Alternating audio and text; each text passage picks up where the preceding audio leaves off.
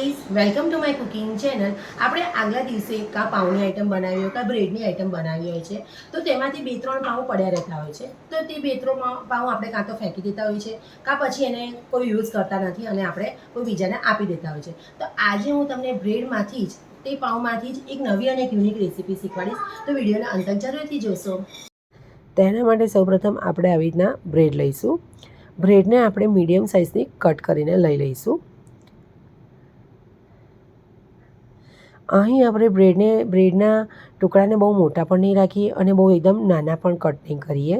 Medium સાઇઝના બ્રેડના ટુકડાને cut કરીને લઈ લઈશું.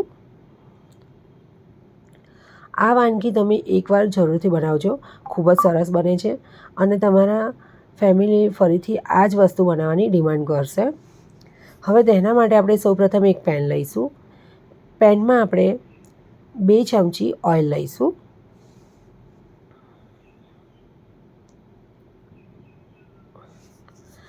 આ વાનગી તમે બચ્ચાઓને લંચ બોક્સમાં પણ આપી શકો છો અને સાંજે કોઈ નાની મોટી ભૂખ હોય તો તેમાં પણ આ વાનગી બનાવીને ખાઈ શકો છો. હવે તેની અંદર આપણે અડધી ચમચી હિંગ એડ કરીશું. આમાં આપણે અડધું ટામેટું એડ કરીશું. ટામેટાનો અંદરનો જે દાણાનો ભાગ હોય છે તેને કાઢી લઈશું અને આપણે ઝીણું સુધારીને તેને એડ કરી દઈશું. ઝીણું સુધારેલું કેપ્સિકમ અડધો બાઉલ લઈશું. અહીં તમે યલો અને રેડ બેલ પેપરનો પણ યુઝ કરી શકો છો. એક ઝીણું સુધારેલું લીલું મરચું એડ કરીશું. લીલું મરચું પૂરું ઓપ્શનલ છે, તમારે યુઝ કરવું તો કરી શકો છો, અદરવાઇઝ સ્કીપ કરી શકો છો. તેમાં પ્રમાણસર મીઠું એડ કરી દઈશું. હવે આ બધી જ વસ્તુને આપણે પ્રોપરલી મિક્સ કરી લઈશું. ટામેટાં અને કેપ્સિકમને બહુ ઓવરકુક નથી કરવાના, માત્ર થોડાક જ સોતે કરવાના છે. હવે તેમાં આપણે માયોનીઝ એડ કરી દઈશું. 1 થી 1.5 ચમચી તેમાં માયોનીઝ એડ કરીશું અને 1 થી 1.5 ચમચી તેમાં પિઝા પાસ્તા સોસ એડ કરી દઈશું. પિઝા પાસ્તા સોસ એડ કરવાથી એકદમ ટેમ્પટિંગ ટેસ્ટ આવે છે અને છોકરાઓને પણ પિઝા પાસ્તા સોસ એડ કરવાથી એકદમ સરસ લાગશે અને ભાવશે.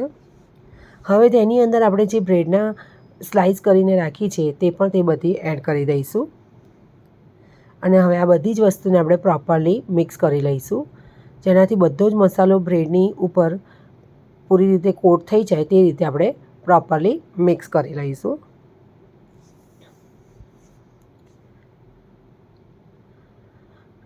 આ ગરમ તો ભાવે છે પણ ઠંડા પણ સારા જ લાગે છે. તેમાં આપણે હવે ઝીણી સુધારેલી કોથમીર એડ કરી દઈશું અને મિક્સ કરી દઈશું અને ગેસનો સ્ટવ આપણે બંધ કરી દઈશું. તેને આપણે સર્વિંગ પ્લેટમાં લઈ લઈશું. તો તૈયાર છે આપણી એક ઇનોવેટિવ રેસીપી. તો તૈયાર છે આપણા વધેલી બ્રેડમાંથી બનાવેલી યુનિક અને એક નવી વાનગી. આ વાનગીને તમે શું નામ આપશો તે કોમેન્ટ્સમાં જરૂરથી જણાવશો. Let's test this together.